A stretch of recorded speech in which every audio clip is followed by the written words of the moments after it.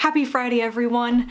I hope you've had a good week. Mine has been a little bit hectic and I need to do this in record time because I'm actually running out of time today to get everything done before I go on vacation, because bright and early on Saturday morning I am going off on a road trip vacation with my family to go see other family and friends on the East Coast, and I'm going to be away for quite a while. I'll probably be absent from the booktubes for about 2 weeks.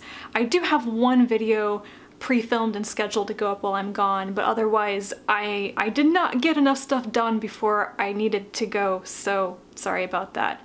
But I guess I'm taking a booktube vacation as well.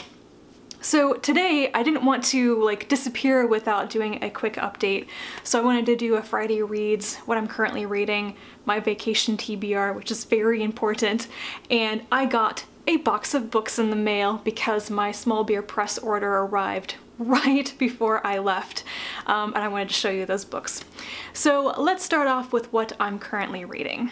I am 80 pages from the end of Cities in Flight by James Blish, so I fully intend to finish this on Friday night. I don't want to take the entire thing with me just to finish up the last, 70, 80 pages of it, so I will get through this, and I will talk about it when I'm back to doing mini wrap-ups and stuff at the end of April, but spoiler, I did not really enjoy this book as much as I thought it would based on the premise, the description on the back. I hauled this book earlier in the year and it sounded really great, and it's been a bit of a slog to read, mainly because it's really dated. This is sci-fi from the 50s and 60s and it's so dated. Some of the language and terminology used is so out of date that I have difficulty understanding what people mean when they talk sometimes. So not my favorite thing, but I am gonna get through it. I've also just barely started on 1491, New Revelations of the Americas Before Columbus by Charles C. Mann.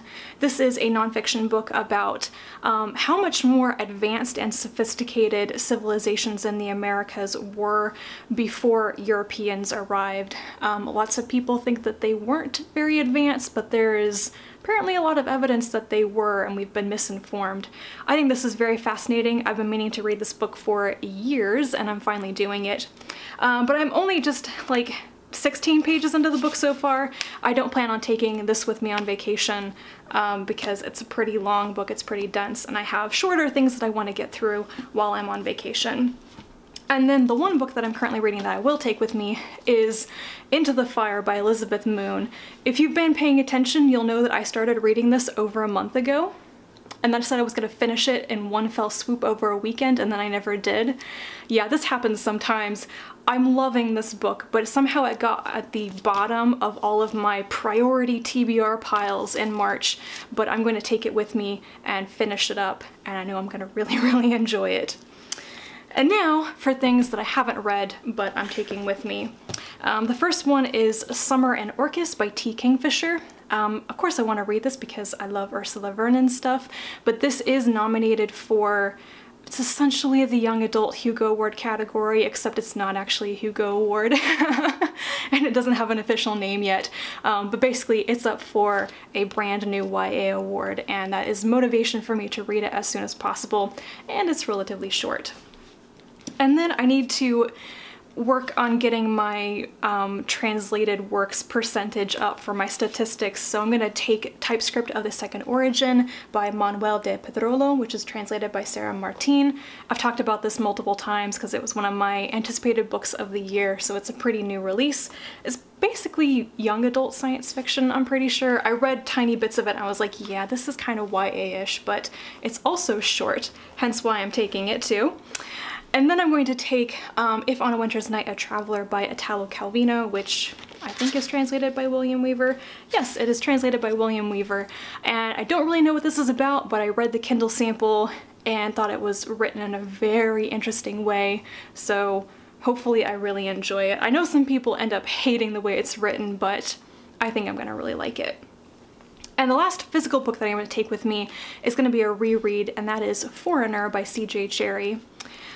This is the first book in a very long science fiction series. I think it's up to about 20 books, and I've read the first 9 of them in my early teens. And this first book, Foreigner, was hugely influential in my reading life and my reading tastes. Just this book partially made me, it seems like. But I've never reread it, and I've wanted to reread part of the series and determine if I wanted to continue on with all the other books that have come out since I stopped reading it. So I'm gonna start that now. It's kind of one of my not so secret goals anymore. Yeah, I plan on doing that this year.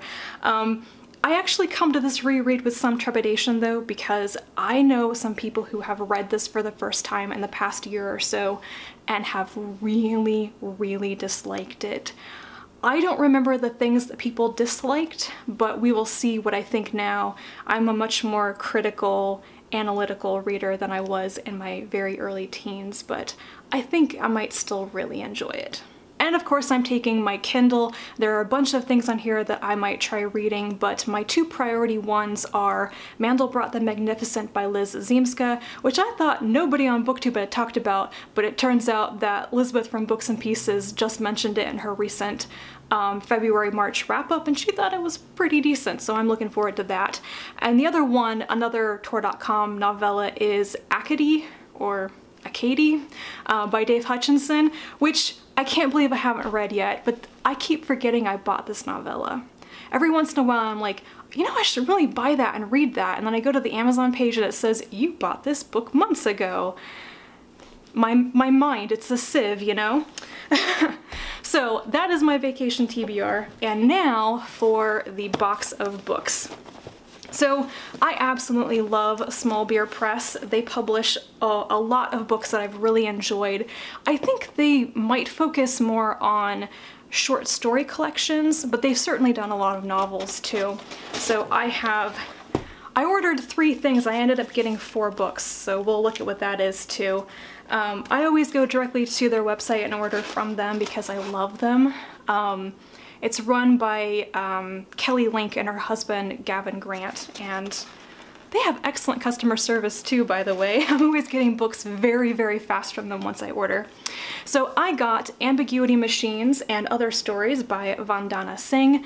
This is a new release, and it's a short story collection, as you can probably imagine. I think I might have read maybe a few of these stories because I'm pretty sure I've read some of her reprinted works in my various magazine subscriptions, but I've wanted to read more by her, and just isn't this such a pretty book? I really love the color scheme on this, and yes, I'm that shallow. I may have bought myself a copy because I just think it's visually pleasing, but I'm very interested in getting more into Vandana Singh's short fiction as well. And then a new release as well, The Invisible Valley by Sue Wei, which is translated by Austin Warner. This one, frankly, I just bought it because it was translated, and Small Beer Press has done some translated works that I absolutely love, like Angelica Goradischer's books, but when I read the description of this, it also sounded pretty great. It's about a man during the Cultural Revolution in China. I believe he's sent away to a re-education camp, and he gets married off to a foreman's long-dead daughter. So like ghost marriage, or I forget the term for that exactly, but just all the things that happen after that, it sounds really interesting. I'm really contemplating taking this one on vacation with me too, but I've run out of space and I can't decide, so I may have to wait until I get back. But anyway, I'm really, really interested in reading this one right away. And then I got another short story collection, which is The People in the Castle, Selected Strange Stories by Joan Aiken. This one, I've been waiting for it to come out in trade paperback. It's been out for a while, but I read one of the stories from this. Which one was it called? Maybe I can't remember now. One of the stories from this was reprinted on Tor.com, and I read it and I was like, oh, this is gonna be so great. I just thought it was one of those perfectly structured stories. And so I've wanted to get this ever since then. Otherwise, I don't really know anything about Joan Aiken. I'm just assuming that because Small Beer Press published it, that it's probably pretty good. And then they sent me a 4th book. It's a bonus thank you book, so thank you very much. This is 3 Messages and a Warning, Contemporary Mexican Short Stories of the Fantastic, and it's edited by Eduardo Jimenez Mayo and Chris N. Brown. It has an introduction by Bruce Sterling. I briefly looked through the table of contents of this before, and I actually don't recognize any of the names in here except for Bruce Sterling, of course. So this is going to be very interesting to dig into. I don't know if any of these are translated, I don't think so, but hey, Mexican Short Stories of the Fantastic. I am definitely interested in that, so thank you to Small Beer Press for the extra book. So that is it, and now I need to go edit this as quickly as possible and then head off to do other things. I still have some packing to do. I have a little bit of cleaning to do because I refuse to come home to a dirty house, and I'm going to my grandfather's birthday dinner this evening as well, and I have to drop my dog off at the vet for boarding, which I'm really sad about. I wanted to take her with us on our trip, but it was just going to be too difficult logistics-wise, so yes.